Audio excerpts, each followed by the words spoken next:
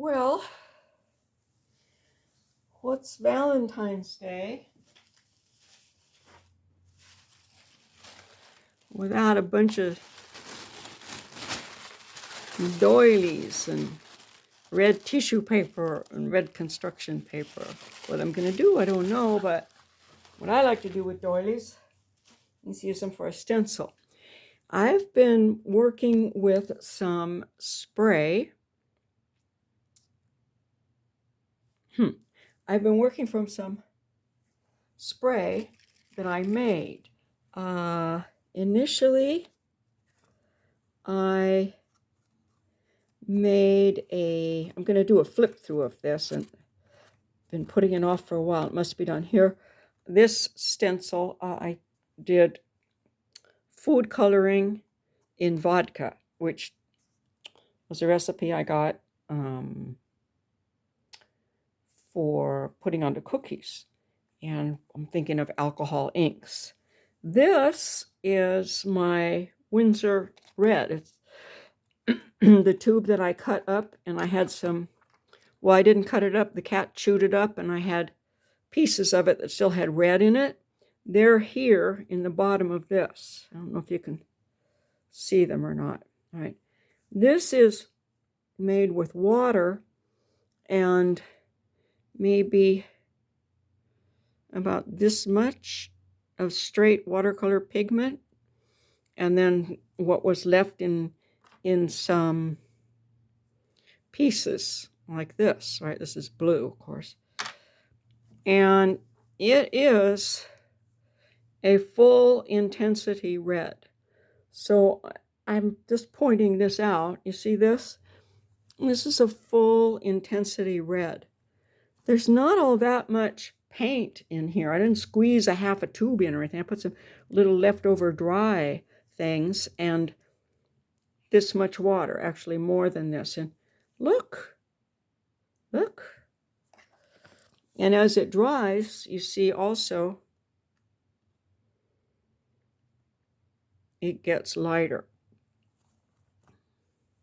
So I'm letting that dry before I do a flip through. But I wanted definitely to show this and how very dark you can get it. This is paint, okay? So and I'm talking to people that haven't been listening. If you've been listening, I'm not talking to you. Here is distilled water, which is what I used in the spray paint here. And here's my nice clean palette. When I get ready to paint, I put some water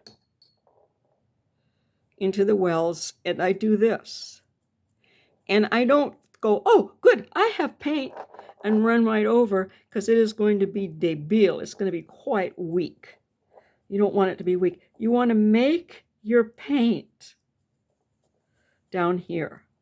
And you're not going to paint straight all the time with this red. But look at how beautiful it is, just getting it down into there. Then, once you start painting, this is not watercolor paper here. This is just cardboard, but I'm using it. Once you start painting, well, it's actually quite weak still.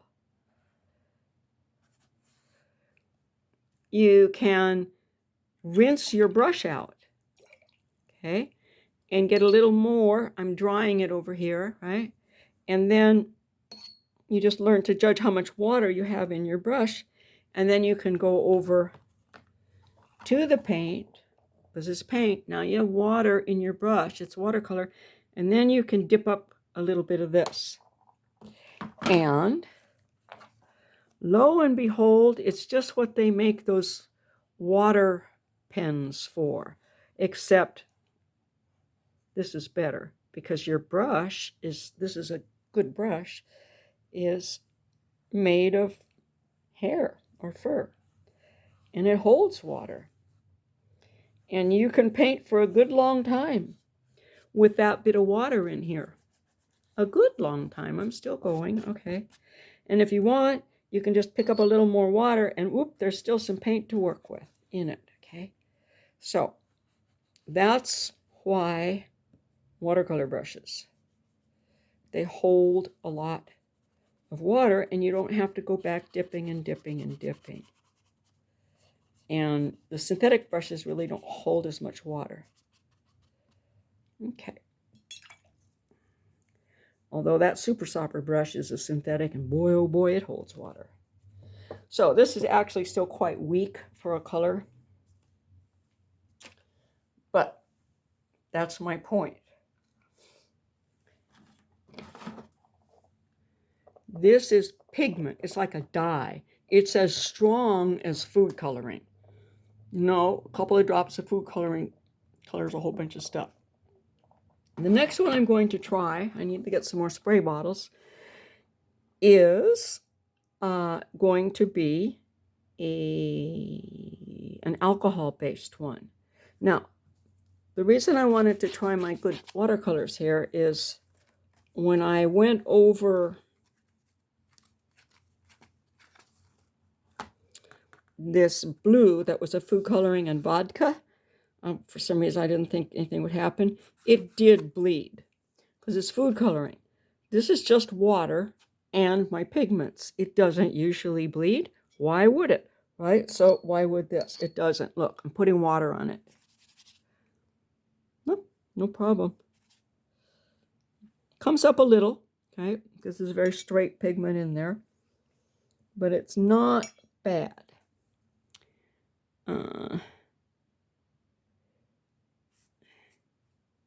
This is still wet, so I can get it to bleed a little. There.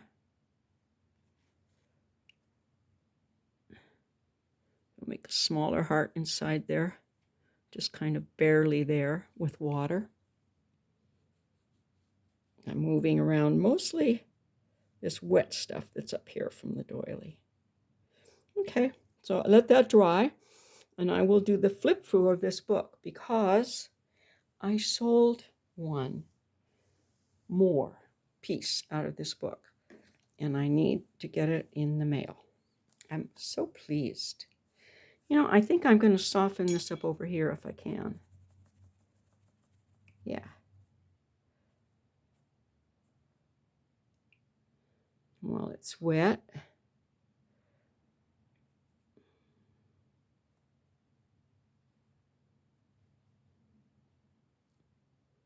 And I think, other than that, I'm going to leave well enough alone.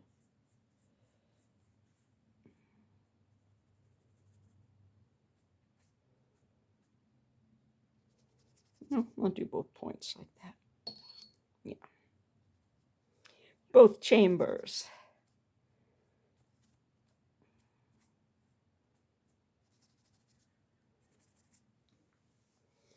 Well, it doesn't look bad.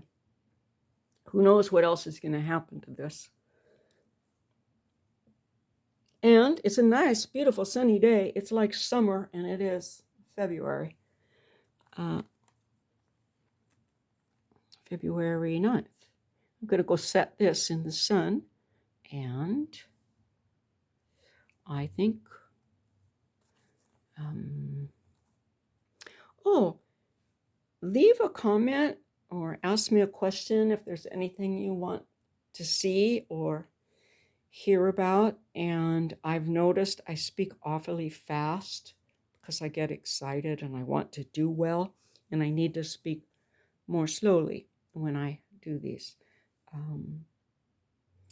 And this, yeah, was just an introduction to, again, how very strong watercolor pigment is and the difference between watercolor, color, and water.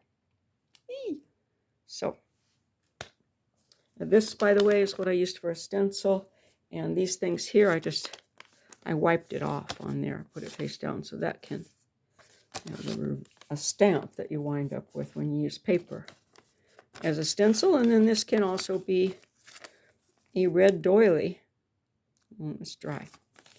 So make the most of your materials. Moth in flowers. Let's take a peek while we're here. I'm going to have to reorient this too, so I'll do that right now. Yeah, that's nice. Here's the moth here. And the rest are floral things. Got lots of poppies. I have poppies on the brain. Poppy, poppy, poppy. Okay.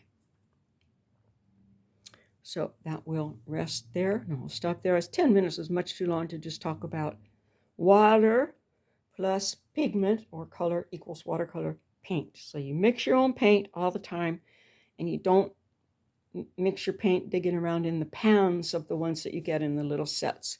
You pick up the pigment from there and you put it on your palette and you mix it there.